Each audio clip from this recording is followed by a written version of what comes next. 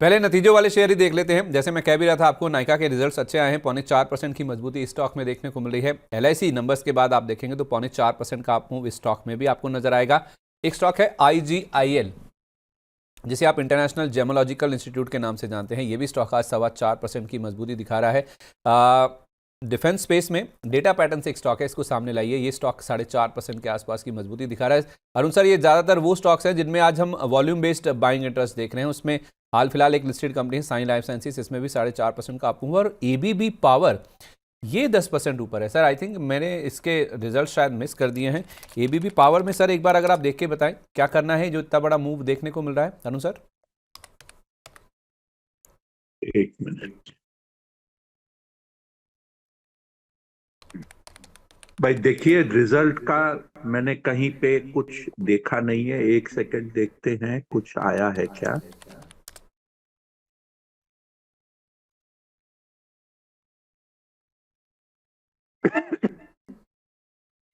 Hitachi energy के नाम से मिलेगा ये।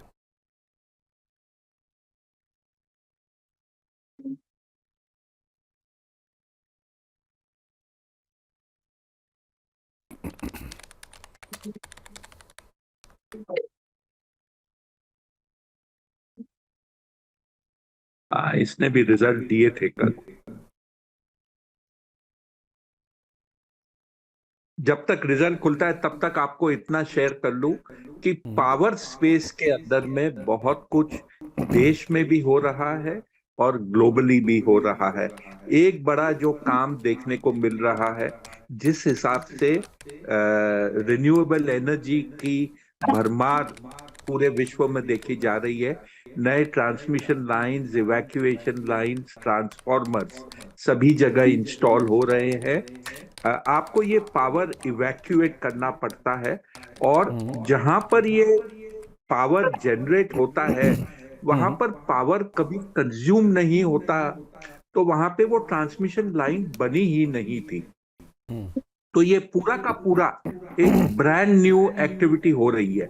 तो ट्रांसफॉर्मर का धंधा बड़े जोरों से हो रहा है, और इसके अंदर में कुछ हद तक ये जो फॉरेन कंपनीज इंडिया बेस्ड है, जो यहाँ पर कुछ मैन्युफैक्चरिंग भी करती है, उनका ये काम में बड़ा हिस्सेदारी उनकी है। एक सेकेंड, ये रिजल्ट खुला। सर सेल्स में करीब करीब आप समझिए 14-15% की ग्रोथ हुई है। जहां तक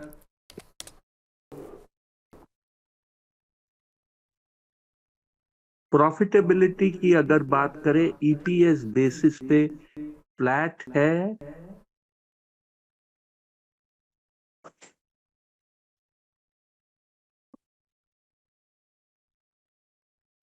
प्रॉफिट बढ़ा है, इसीलिए अच्छा खासा ग्रोथ आया है प्रॉफिट में भी। तो मोटा मोटी ठीक है। पावर शेयर जो इक्विपमेंट बनाते हैं, उनमें सभी में एक रुझान पॉजिटिव देखने को मिल रहा है। मेरे ख्याल से इसका थोड़ा सा और डिटेल करके ऑर्डर बुक वगैरह कमेंट्री जो कल प्रेस इनकी एनालिस्ट कॉल हुआ था उसके बाद व्यू मैं दे सकूंगा। ऑलरेडी इमीडिएट जो कॉल बनता था वो तो प्राइस मूवमेंट हो चुका है। तो अब ये ऊंचे भाव पर जो ये भाव बढ़ा है उसको देखकर, नई रणनीति देखकर फिर आपको बताऊंगा। चलिए ठीक है, परफेक्ट है, कोई दिक्कत नहीं। लेकिन आज इसमें 10% का अप मूव आपको साफ तौर पे नजर आएगा। नाइका में 5% का मूव अब बढ़कर हो चुका है। 85 लाख शेयरों से ज़्यादा का वॉल्यूम है। एक बार वीएलए मैम नाइका को देखिए, इसमें क्या ये अप मूव और भी कंटिन्यू हो सकता है? मतलब क्लोज टू 280 तक आसपास जा सकता है। और उसी के कंसिडरेशन में आज के इंट्राडे पॉइंट ऑफ व्यू से ही सिर्फ हम एक कॉल ऑप्शन यहाँ पर ट्रेड कर सकते हैं। इससे ट्रेड ओनली, मैं यहाँ पर इन्वेस्टमेंट की, मतलब यहाँ पर हम ऑप्शन में कॉल दे रहे हैं फिर स्टॉक में लॉन्ग पोजीशन बना सकते हैं क्या, वैसा वाला व्यू नहीं, जस्ट अ मोमेंटम प्ले। इसीलिए ऑप्शंस में उसको ट्रेड कर रहे हैं। तो नाइका का 270 का call option current month web series में हम इसको 10 से 11 की रेंज में मोस्टली इसको बाय कर सकते हैं। 9 से 11 की रेंज में एक्चुअली हम इसको बाय कर सकते हैं, क्योंकि हो सकता है कुछ लोग बाद में भी देख रहे हैं। तो आपको यहाँ पर 15 रुपए का फर्स्ट टारगेट 15 से लेकर के आप 35 रुपीज तक के तो एक टारगेट एक्सपेक्टेशन आप रख सकते हैं, मोमेंटम प्ले अगर आप कर रहे हो तो। और क्लोजिंग बेस पर आपका स्टॉप लॉस प्लीज 5 रुपए पर रख लीजिएगा।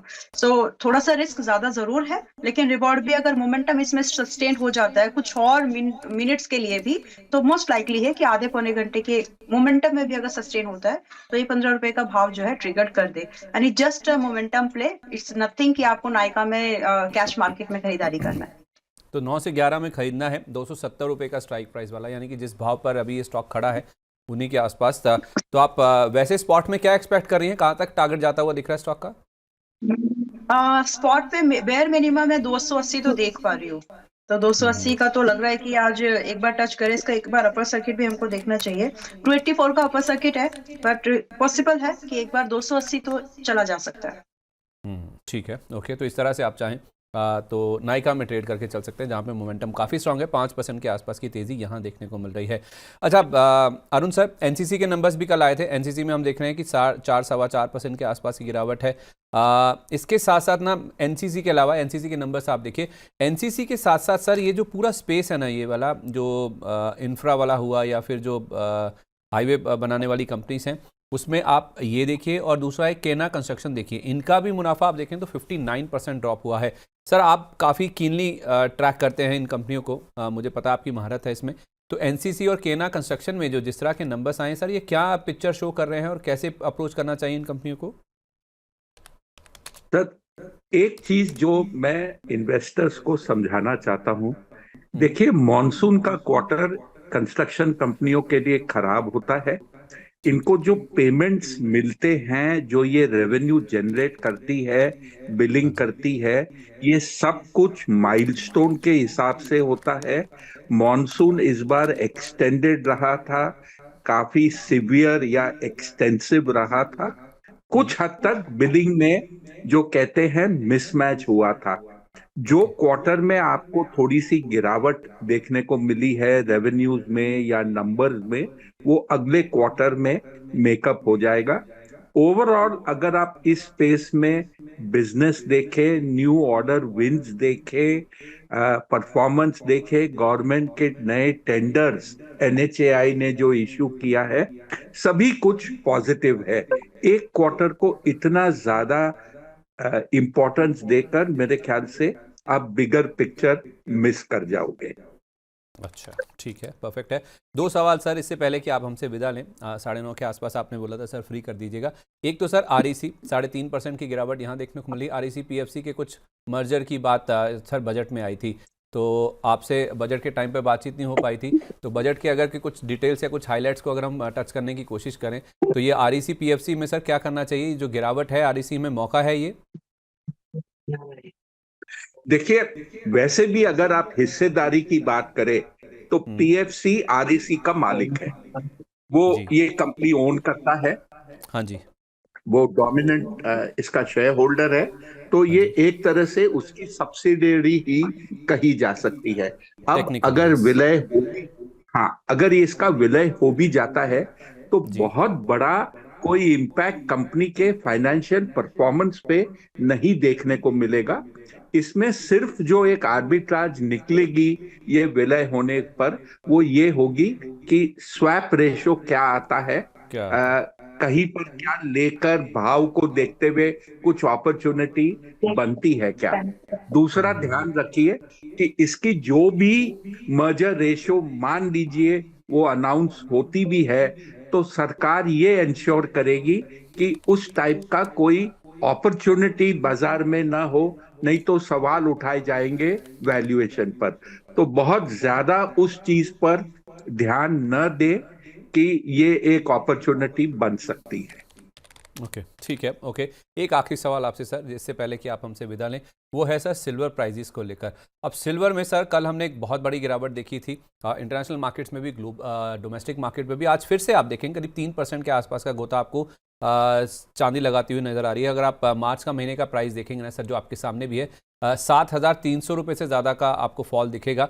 2,36,000 के आसपास जो चांदी है वो ट्रेड करती हुई नज़र आ रही है। सर एक तो मुझे आउटलुक दीजिए कि चांदी में ये हो क्या रहा है, और उसके बेसिस पर चांदी में भी फिजिकली भी, और उसके साथ साथ जो हिंदुस्तान जिंक का स्टॉक है उसमें कैसे ट्रेड करना चाहिए, कैसे पोजीशन बनानी चाहिए? देखिए, थोड़ा सा लंबा इसका जवाब रहेगा, कोई लेकिन बात नहीं। मैं इन्वेस्टर्स को दिल से ये बात बताना चाहता हूं कि जी। अगर आप चांदी गोल्ड में कुछ भी करना चाहते हैं तो आप इसमें काम सिर्फ ईटीएफ या फिजिकल मेटल में काम कीजिए। फ्यूचर्स में ये सोचकर कि कोई प्रॉब्लम नहीं है, मैं पोजीशन लेवरेज करके काम कर सकता हूं, मत कीजिए। ये पिछले 15 दिन का जो मूवमेंट हुआ है, लोगों की अच्छी अच्छी पोजीशन साफ हो गई है। मैं मेरे ये जो एडवाइस है बड़े सिंसियरली दे रहा हूं। आप छोटा ट्रेड कीजिए, ईटीएफ खरीदिए, वहां पर आपको मार्जिन कॉल नहीं आएगा, क्योंकि आप उसमें फ्यूचर फॉरवर्ड ऑप्शन पर ट्रेड नहीं कर सकते हो। अब आ ठीक है। जाइए आउटलुक। इसमें to a great extent outlook depend करता है जियो पॉलिटिकल सिचुएशन पर। यह है एक कारण। दूसरा कारण इसमें यह होता है कि जहां पर भी आपको ये लगता है कि ऑल्टरनेट एसेट में पैसा डालना है, तो इक्विटी के बाद आजकल ऑल्टरनेट एसेट में प्रेशियस मेटल यानी कि बुलियन गोल्ड सिल्वर में एक रुझान सा बन गया है कि 5% से लेके 15% आपके पोर्टफोलियो का उसमें इन्वेस्ट होना चाहिए। तो ये एक नया, मैं फैशन वर्ड यूज नहीं कहूंगा, बट ये एक न्यू एसेट क्लास लोगों के सामने बनकर आई है। और जी। जिस रफ्तार से चांदी और सोने के दाम बढ़े हैं, ये रुझान बहुत ज्यादा बढ़ गया है।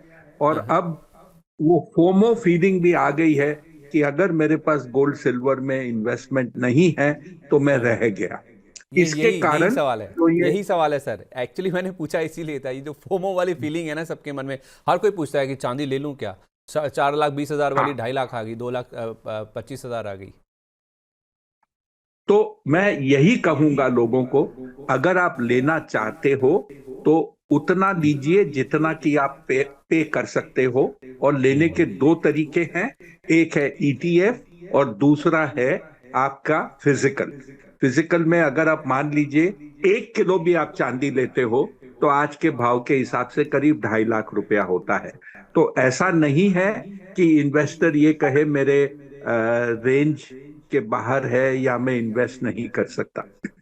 आपका दूसरा सवाल था हिंदुस्तान जिंक। हिंदुस्तान जिंक दो काम करता है।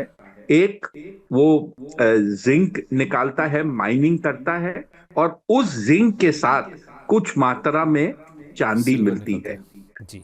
हाँ, तो ये जो चांदी या सिल्वर उसको मिलती है वो बेचता है।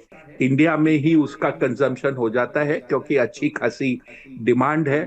यहां तक कि मैं ये बोल सकता हूं कि जितनी चांदी वो उसके यहाँ प्रोड्यूस होती है, बल्क ऑफ दैट चांदी कोटा और राजस्थान में ही कंज्यूम हो जाती है। बड़ा मार्केट है फिजिकल चांदी का राजस्थान में।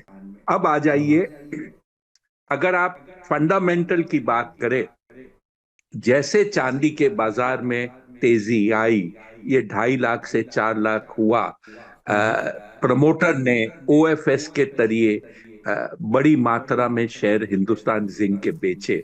और बिल्कुल। ये एक इत्तेफाक है। मैं किसी के ऊपर कोई किस्म का एलिगेशन नहीं लगाना चाहता। उसके 2 दिन बाद चांदी में बड़ी गिरावट आई। तो एक छोटा सा कहना चाहता हूं, तो क्या अनिल अग्रवाल जी को पता था पता कुछ था। होने वाला है या नहीं? यहीं पे छोड़ना चाहूंगा। इससे ज्यादा बोलूंगा तो शायद अनिल जी का फोन आ जाएगा, अरुण क्या बोला। वेरी नाइस सर, कुछ चीज़ें सांकेतिक होती हैं और उनको देखना समझना चाहिए, और वो तजर्बे के साथ आता है। जो आपका तजर्बा आप लाते हैं ना सर अपने साथ, वो सच में ही काबिले तारीफ है सर। बहुत शुक्रिया आपका sir, thank you so much अपना कीमती समय आज हमारे साथ शेयर करने के लिए। जिन भी स्टॉक्स को लेकर बातचीत हुई है सर, उनमें कोई डिस्क्लेमर सर? सर, डिस्क्लेमर थोड़ी बहुत मैंने चांदी सोने की बात की, तो मैंने कुछ क्वांटिटी फिजिकल ली थी साल शुरू होने के समय। ठीक है, ओके, बहुत शुक्रिया आपका sir, thank you so much अपना कीमती समय थैंक हमारे यू, साथ शेयर थैंक यू। करने के लिए। विले मैम, आपका व्यू चांदी पर, कि क्या चांदी आपके पोर्टफोलियो में होनी चाहिए, क्या अभी लेनी चाहिए, और उसके बेसिस पर फिर मेटल स्टॉक्स पर आपकी राय? अभी तो नहीं लेनी चाहिए अभी, क्योंकि एक जंप आया और उसके बाद अभी वापस से वो जो डेड कैट बाउंस जैसा मूवमेंट था वो हो गया। अब उसके बाद में वापस से मुझे लगता है, मैंने कल भी मतलब हम लोग बात कर रहे थे, और आज की गिरावट अभी उतनी हुई नहीं है, मतलब लेट मी यस, तो अभी कुछ खास हुआ नहीं है। तो आज के इस करंट प्राइस से मैक्सिमम एक कैपिंग तो जरूर मिल गई है हमको, कि कितना, तो 15 से 25% करंट भाव से, बस इससे ज्यादा की गिरावट है नहीं। तो जवाब दूसरी साइड मिल भी गया है कि हमको नया खरीदना है, एडिशन करना है, तो और थोड़ा सा रुक जाइए, और सस्ता मिलेगा और अच्छा भाव मिलेगा, और मिलेगा मतलब आप अगर थोड़ा सा रुक जाएं तो आपको और अच्छा भाव मिल सकता है। लगभग लगभग आपको एमसीएक्स में 1,85,000 के आसपास सिल्वर मिल जाएगा, चांदी मिल जाएगा। तो वहां पर आप एक बार जरूर खरीदारी का व्यू बना करके चल सकते हैं, क्योंकि जिस मेटल में वो पोटेंशियल है, जो इट इज नॉट समथिंग, आप कोई एक लोकल चीज नहीं खरीदे, लोकल मतलब ब्रांडेड वाली बात नहीं कर रही हूँ, you are not buying something local, you are buying something which is very global, और जिसमें ग्लोबल डिमांड है। तो उस प्रोडक्ट को अगर आप अपने पास में बाय करके रख रहे हो थोड़े सस्ते दामों पर, तो नथिंग लाइक दैट। और दूसरी बात, 1,85,000 का भाव भी ऐसा भाव है जो महंगा नहीं लगता किसी भी एंगल से, अगर आपका इन्वेस्टमेंट का नजरिया है तो। डरिए मत, पहली बात तो ये, क्योंकि जो आपने खरीदा है it's not a paper thing, paper पे कोई चीज नहीं है वो, इसमें एक रियलिस्टिक इंटरेस्टिंग वैल्यू है, जो कि आपको डेफिनेटली एक बार तो मिस बिल्कुल नहीं करना चाहिए। अगर आप पहले से किसी ऊंचे भाव पर हो और आपके आपके पास में गुंजाइश है, तो 1,85,000 के आसपास आप जो है चांदी में एक बार एडिशन, या फिर अगर फ्रेश बाय करना है तो बिल्कुल कोशिश कर सकते हैं। तो मतलब मैं सिर्फ इसी बात पर यहाँ पर खत्म कर रही हूँ, इस वाले पर्टिकुलर नोट को, कि डरने की जैसी तो कोई जरूरत नहीं है, क्योंकि इसका सब्स्टिट्यूट मार्केट में अभी आया नहीं है, टेक्नोलॉजी नहीं है ये जिससे जो बदल के आप रातों रात कुछ अलग कर लेंगे।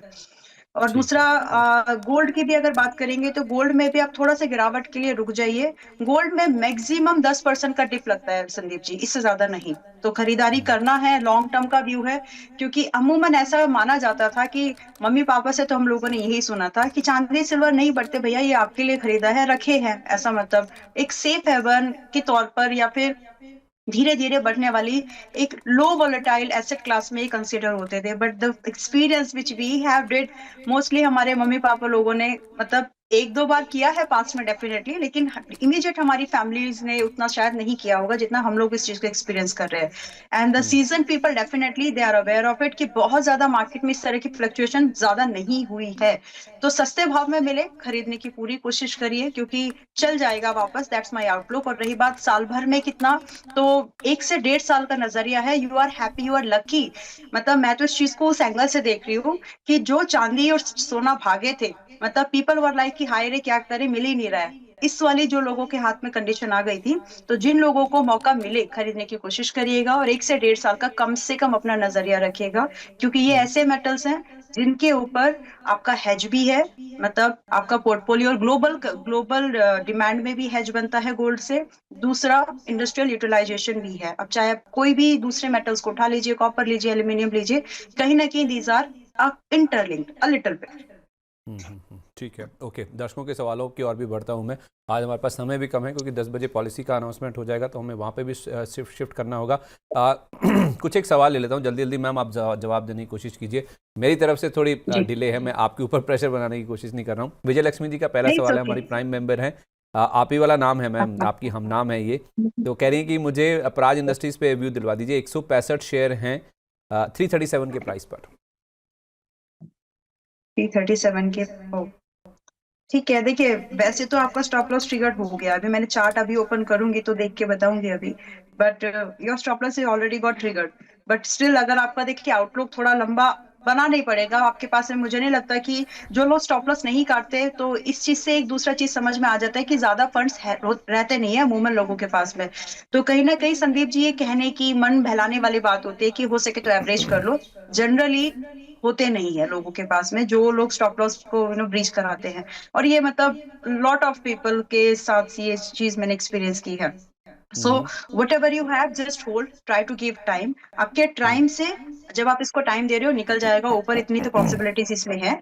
एंड पॉसिबल टारगेट यहाँ से जो आप एक्सपेक्ट करेंगे 350 आराम से आपको एक प्रॉफिटेबल एग्जिट दे सकता है ये। तो 350 और 370 के भाव टारगेट के तौर पर मुझे दिखते हैं, but do maintain a stop loss. जो लोग फ्रेश बाइंग करने का विचार कर रहे हैं इस व्यू के बाद में, तो पहले तो आप स्टॉप लॉस सुन लीजिए कि 235 रुपए का स्टॉप लॉस है। एंड दूसरी बात ये कि आज तो बिल्कुल नहीं खरीदना है, खरीदना भी है तो कम से कम अभी ये 280 पर है, आप एक भाव नोट कर लीजिए 265 पर आए तो फ्रेश लॉन्ग कर सकते हैं। अच्छा, वैसे आप एवरेज करने के लिए नहीं कह रही ना इनको? मत करिए, मत करिए। ठीक है। तो एवरेज करना है तो 265 पर आज तो बिल्कुल मत करिए, 265 के आसपास आएगा। बाकी मैं एवरेज करने के लिए इसलिए भी नहीं बोल रही हूँ क्योंकि ये ऐसे ही चल जाएगा। जहां पर कभी लगता है कि एवरेज करने से ही आपको प्रॉफिटेबल एग्जिट बनता है, हम वहां पर एवरेज की सलाह देते हैं। मतलब वहां पर आप एवरेज करके अपना एग्जिट ढूंढने की कोशिश करो, but I don't think so कि यहाँ पर आपको एवरेज करने की जरूरत है। ये ऐसे ही आपको एक प्रॉफिटेबल एग्जिट दे देगा। तो जिन लोगों को फ्रेश बाय करना है 265 पर, बाकी आपको एवरेज की जरूरत नहीं पड़ेगी मोस्ट लाइकली।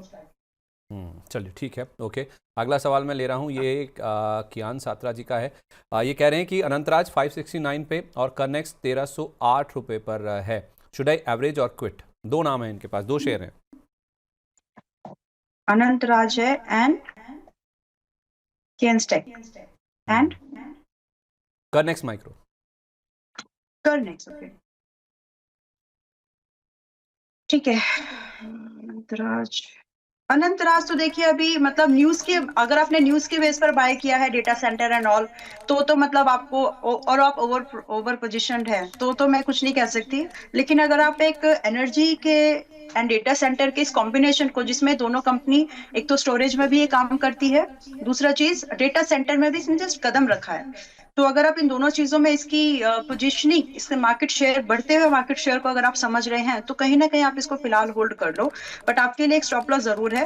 आपका स्टॉप लॉस 470 से नीचे तो नहीं रहना चाहिए। बाकी रही टारगेट की, तो टारगेट्स आप इसमें 650 से 715 तक एक्सपेक्ट कर सकते हैं। बट स्टॉप लॉस को प्लीज प्रायोरिटी दीजिएगा, because if this breach that means कुछ तो फिशी है, मतलब कुछ तो अलग है जो मार्केट फिलहाल अभी प्राइसिंग कर रही है, जो बाद में शायद न्यूज में आए। तो अभी के लिए होल्ड 470 स्टॉप लॉस, 650 से 715 तक आपके टारगेट्स हैं। करनेक्स आपकी बाइंग आपने 1300 बोली है। करनेक्स में पहली बात तो बाकी सब लोग भी अगर आप हैं तो आप मतलब कोई और भी हो सकते हैं, तो फिलहाल कोई फ्रेश लॉन्ग नहीं बनाने हैं। और जो आप हैं ऑलरेडी, आप लोग डरिए भी मत, ऐसा भी नहीं है कि बहुत ज्यादा टूट जाएगा। लेकिन यस, एक रेट तो मुझे जरूर समझ में आता है कि कहीं ना कहीं हमें एक बार और 1050 के आसपास करनेक्स मिल सकता है।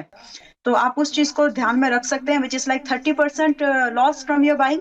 अगर आप उसको मैनेज कर सकते हैं तो एज इट इज होल्ड कर लीजिए, बिकॉज 1050 के बाद रिबाउंड होने के चांसेस बनेंगे। आपके लिए जो भाव है एग्जिट भाव 1415 के आसपास आपका पहला टारगेट बनना चाहिए, उसके लिए तो आप होल्ड कर लीजिए। बाकी 1600 के लिए जो सेकंड टारगेट दिखता है उसके लिए आप चाहे तो ट्रेल कर सकते हैं, but this is really not the fresh buying suggestion as of now. ठीक है, ओके। अच्छा, इनके पास एक HDFC भी है, उस पर आपकी क्या राय है? HDFC bank. HDFC बैंक ठीक है, मतलब अभी डिस्काउंट पे ही मिल रहा है। और कितने पर है बाय द वे? डिस्काउंट नहीं पर तो बताया आज मिल रहा है कितने का? नहीं नहीं बताया नहीं ओके इन्होंने अच्छा ठीक है, नहीं भी बताया तो HDFC बैंक आज मुझे लगता है कि अगर आपका नजरिया आज से 1 साल तक का है, 3-4 क्वार्टर्स का है एक्चुअली, तो आप इसको बिल्कुल आज भी बाय कर सकते हैं और जो है वो होल्ड करके चल सकते हैं। I don't know your buying, but to me it is like, मैं एक एक्यूमुलेशन जोन बताती हूँ, 950 से 900 इसी एक्यूमुलेशन जोन सीरियस इन्वेस्टर्स के लिए बढ़िया भाव है ये। बहुत कम चांसेस हैं, मतलब मैं फिर से एम्फेसाइज करके बोले, देयर आर रेयर चांसेस कि 870 के नीचे क्लोजिंग करे। तो अच्छा सपोर्ट है, अच्छा एक्यूमुलेशन जोन है उनके लिए जो 3-4 क्वार्टर्स के लिए इसको होल्ड करना चाहते हैं। रिटर्न की एक्सपेक्टेशन ओवर मत रखिएगा, मतलब it's not something high alpha, ये धीरे चलता है लेकिन स्टेबल कैटेगरी में आता है। तो पोर्टफोलियो को थोड़ा सा स्टेबल या हेज रखने टाइप का स्टॉक है ये। तो आप करंट भाव पर हैं, आसपास खरीदने का प्लान कर रहे हैं तो रख सकते हैं, महंगी बाइंग है तो एड ऑन भी कर सकते हैं। ठीक है, ओके। सुजलॉन पे आपकी राय दीजिए। हमारे एक दर्शक सवाल पूछ रहे हैं कि नतीजों के बाद क्या इसको खरीदना चाहिए? कल 6% गिरा था ऑलमोस्ट नंबर्स के बाद, हालांकि इनका मुनाफा 15% ग्रो होकर आया था। कल मार्केट आज के दौरान इनके नंबर्स आ गए थे और मुनाफा इनका बढ़कर आया है 445 करोड़ रुपए पर, जो कि पिछले साल के इस क्वार्टर से करीब 15% के आसपास का जंप है। लेकिन बाजार ने इन नंबर्स को पसंद नहीं किया मैम, अब इन लेवल्स के आसपास आज भी 1% के आसपास का ड्रॉप है, क्या इसमें खरीदारी करनी चाहिए? शंकर सिंह जी पूछ रहे हैं, 57 की इनकी खरीद है। 57 की खरीद है इसलिए थोड़ा सा, बट यस देखिए सुजलॉन ट्रेडिंग लाइक स्टॉक नहीं है, इन्वेस्टमेंट कर सकते हो, रखे हैं तो रखे सकते हैं, ऐसा कोई प्रॉब्लम नहीं लग रहा है। 42 रुपए तक मैक्सिमम आ सकता है, मतलब अगर आज कोई फ्रेश बाइंग करना चाह रहा है 47 पर, तो जस्ट कीप इन माइंड कि 42 इज द मैक्स जहां से ये रिबाउंड बहुत ज्यादा चांसेस है। मतलब ये जो जोन चल रहा है अभी, ये धीरे धीरे बाय करने वाला जोन है, एंड यहाँ से जो एकदम ब्रेकआउट कह लीजिए या फिर एक अच्छा अपसाइड की मूवमेंट की जो पॉसिबिलिटीज बनेंगे वो हायर होंगी, और स्टॉप लॉस भी यहाँ पर बहुत छोटा बनता है आपका। तो आप हैं तो मैं आपको यही सलाह दूंगी कि फिलहाल होल्ड कर जाओ। प्रोविजनिंग है आपके पास में तो अभी ऐड मत करो, थोड़ा सा और वेट एंड वॉच करिए कि आपको 42 रुपए के जितना नजदीक मिल सके वहां पर ऐड करना है। बाकी अगर जो लोग आज प्लान कर रहे हैं बाय करने का, वो लोग भी एज क्लोज टू 42 थोड़ा सा और एड ऑन कर सकते हैं और आज भी बाय कर सकते हैं। मुझे अभी एक स्टॉक ठीक लगता है। स्टॉप लॉस मैं यहाँ पर जो मेंटेन करके चलने की सलाह दूंगी वो 39 का होगा। वे जो टारगेट्स है for me 52 is the minimum first target, percentage wise good ही है वो। एंड क्योंकि आपकी बैंक 57 की है तो आपको दूसरे टारगेट के लिए वेट करना ही पड़ेगा, विच इज अराउंड 650, मतलब क्लोज टू 60 बोल सकते हैं। आपको बस तसल्ली देने के लिए बोल रही हूँ, लेकिन थोड़ा सा मुश्किल है वो टारगेट अगर अच्छा, आपका नजरिया 2 क्वार्टर से इनको कम का है। तसल्ली अगर इनको आपका तसल्ली देना ना, मैम बीच में रोक रहा हूँ, माफ़ कीजिए, इनको तसल्ली देना मुश्किल है। क्यों? क्योंकि मैंने इन्होंने बाद में अपना सवाल और डिटेल में बताया। शंकर सिंह जी ने कह रहे हैं कि मैं नजरिया, 57 रुपये का जो मेरा प्राइस है, मेरे पास 3000 शेयर है, मैं 3 बार इसको एवरेज कर चुका हूँ पहले ही। तो इसमें अभी आप एवरेज करो मत बस, क्योंकि मैंने वो बोला ना कि कई बार लोगों के पास में गुंजाइश होती नहीं है, मल्टीपल एग्जांपल्स आते हैं संदीप जी ऐसे। सो आज एक एग्जांपल और मिल गया वैसा। सो जैसा है देखिए, सबसे पहले बस आप इतना समझो कि एनर्जी एक थीम है जिसमें कि अब जो है डिफेंस से जो सब थोड़ा सा बैकआउट हुए हैं, तो एनर्जी पर फोकस बढ़ सकता है। तो आप एनर्जी स्पेसिफिक स्टॉक्स में मोनोपोलिक या डुओपोलिक जो भी स्टॉक्स है उसमें आप थोड़ा थोड़ा चाहें तो इंटरेस्ट बढ़ा सकते हैं। एंड सुजलॉन का टाइम मुझे लगता है आ गया, तो अभी ज्यादा डिक्लाइन लगता नहीं है। 42 के नीचे मुझे नहीं लगता ये क्लोज करेगा, मतलब मार्च तक ये 42 के नीचे क्लोज नहीं करना चाहिए। 37 should be the last stop loss जो किसी भी पोजीशन में हमको होल्ड रखने की जरूरत है। एंड यहाँ से जो टारगेट है, तो आपकी बाइंग बहुत महंगी है, फिर भी 52 रुपए से लेकर के 59-60 तक का टारगेट मैं दे सकती हूँ आपको, जो मुझे लगता है कि 6 महीने से साल भर के नजरिए में आ जाएगा। ठीक है, ओके, परफेक्ट है। आपके लिए शंकर जी, और आई ऐड होप, नहीं करना है लेकिन। हाँ ठीक है, मैं समझ हाँ गया आपकी जी। बात मैम। तो आई थिंक हाँ। शंकर जी, आपके सवाल का पूरा समाधान हो गया होगा। जो आपकी सिचुएशन है मैंने पूरी तरह से मैम के सामने रख दी है। एक मैम RVNL, इसके नंबर्स भी आए हैं, सवाल आ ही गया। चलो, अनिल जी का सवाल है, हमारे प्राइम मेंबर है, कह रहे हैं कि मेरे पास 355 रुपये के रेट पर 2000 क्वांटिटी है, 10% का लॉस है मेरा, मैं सेल कर दूं या फिर होल्ड करूं? 10% का लॉस इन्वेस्टमेंट के हिसाब से वैसे कुछ रहता नहीं है, लेकिन आप मुझे लगता है परेशान इसलिए हो रहे हैं कि आपका ट्रेड का व्यू था। तो अगर ऐसा है तो ठीक है, अब एक बार को आज की डेट में मैं जस्ट एक नंबर दे रही हूँ, अगर ये 307 के नीचे 307 के नीचे क्लोज करे तो एग्जिट जी, प्लान डेफिनेटली आप कर सकते हैं, बिकॉज ओके। उसके बाद आपको यही 10% का नुकसान की भरपाई कैसे हो सकती है इसी स्टॉक में। ये अगर 305 के नीचे 307 के नीचे क्लोज करता है ना, तो 270 आ जाएगा। तो वहीं पर आप दोबारा इसमें एंट्री बना सकते हैं, because there your stop loss will be just at 244, and bounce back में भी आपको कम से कम 320 से 335 मिल जाएंगे। तो ये स्ट्रैटेजी फिलहाल आप इस पर वेट एंड वॉच के तौर पर रख लीजिए। ठीक है, ओके, परफेक्ट है।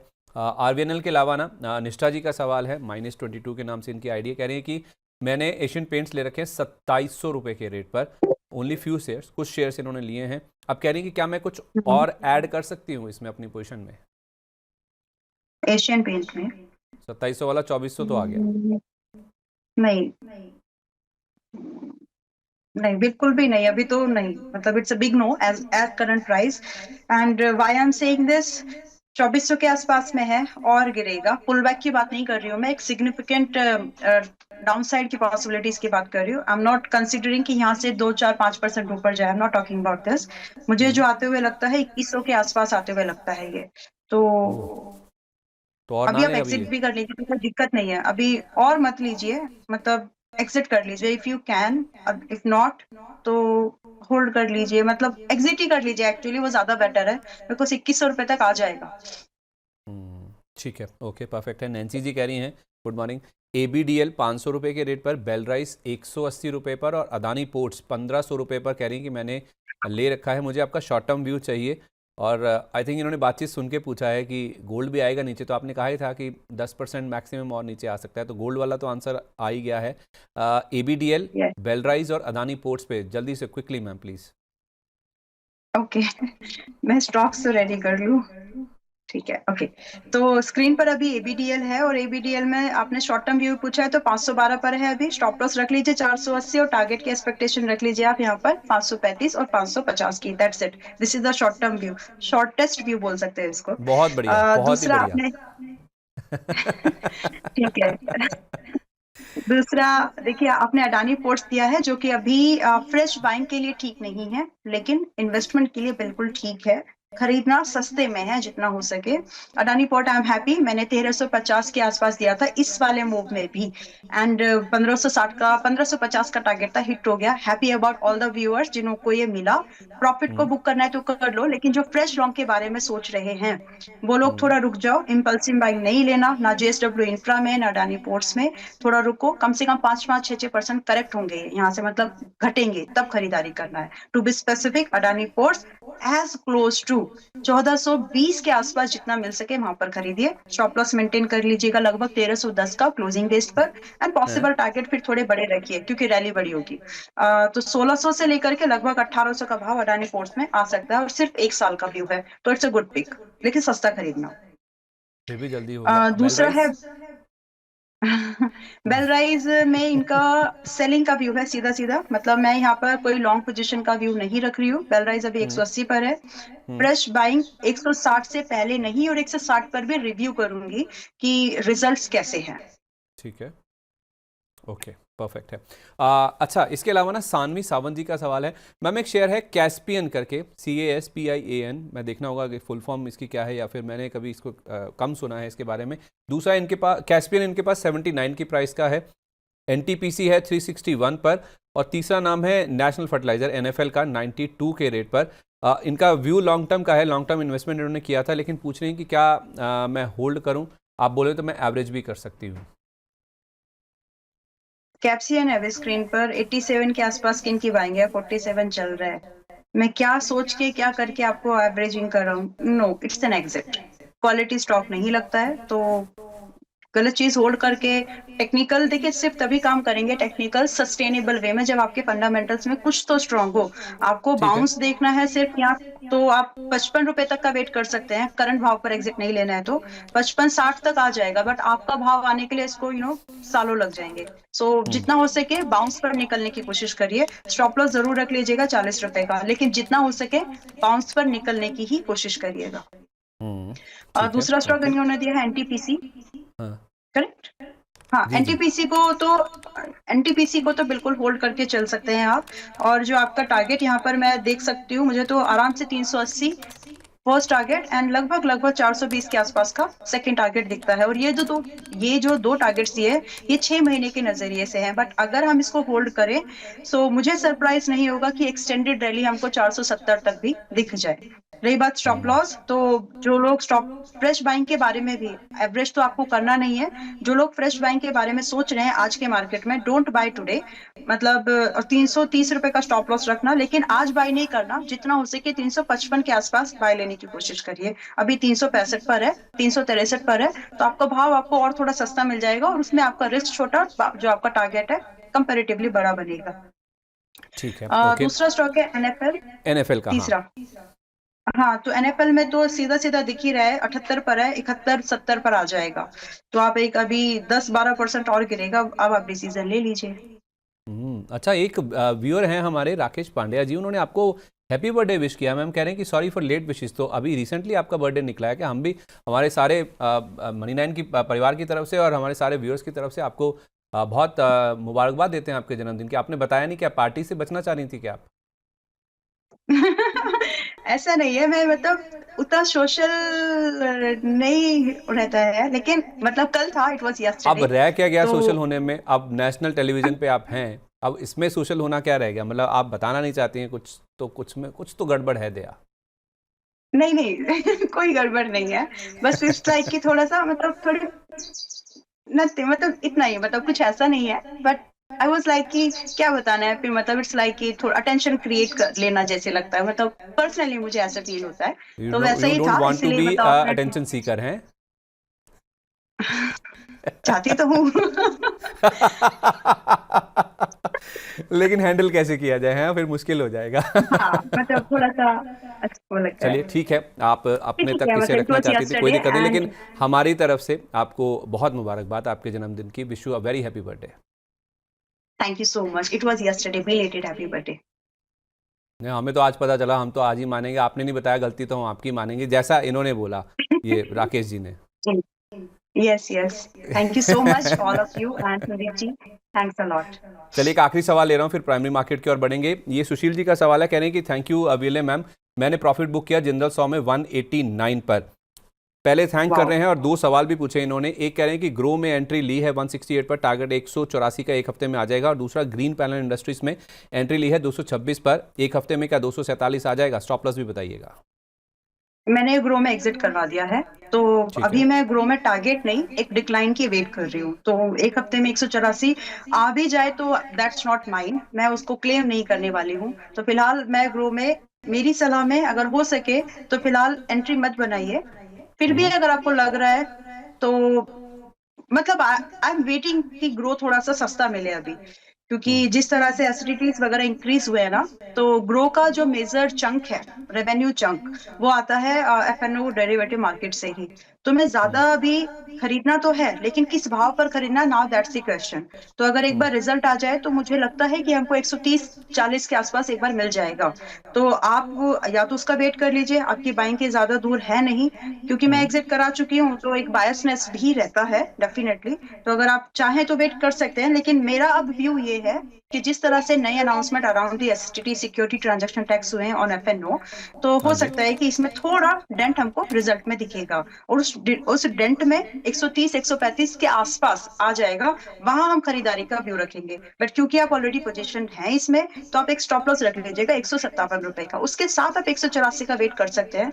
वैसे मैंने 185 रुपए का टारगेट दिया था ग्रो में, 50 पैसे से रह गया एक्चुअली वो, तो ठीक है, अच्छा कोई अच्छा। बात नहीं। Yes, 185 was the target, it's okay. तो बट फिलहाल के लिए 157 should be the stop loss, क्योंकि आप ऑलरेडी हैं।